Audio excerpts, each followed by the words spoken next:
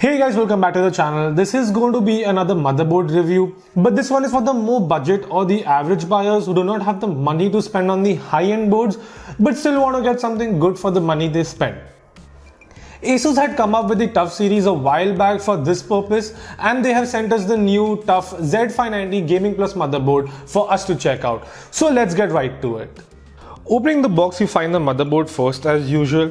Then inside the white box on the motherboard, you have the Wi-Fi 6E and the Bluetooth antenna with the little holder for the antenna.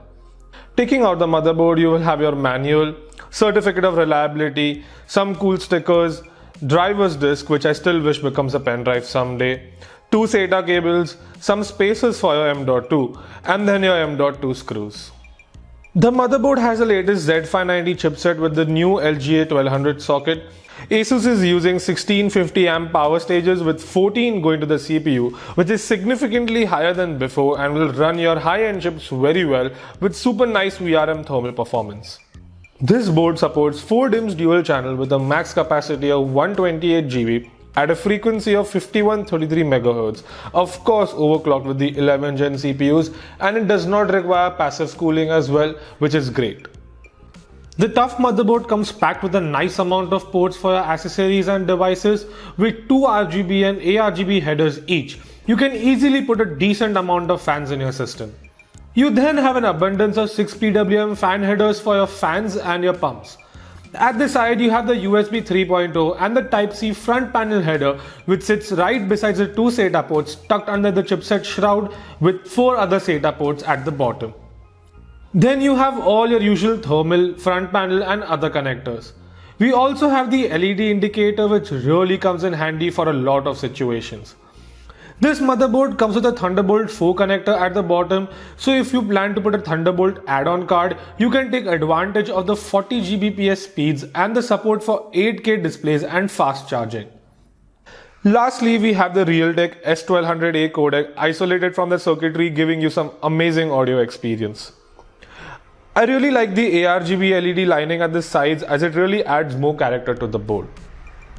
Coming to the PCI slots, you're sort of limited as there are just 2 16x and 2 1x slots. So if you're someone who has many PCI devices, it might be an issue.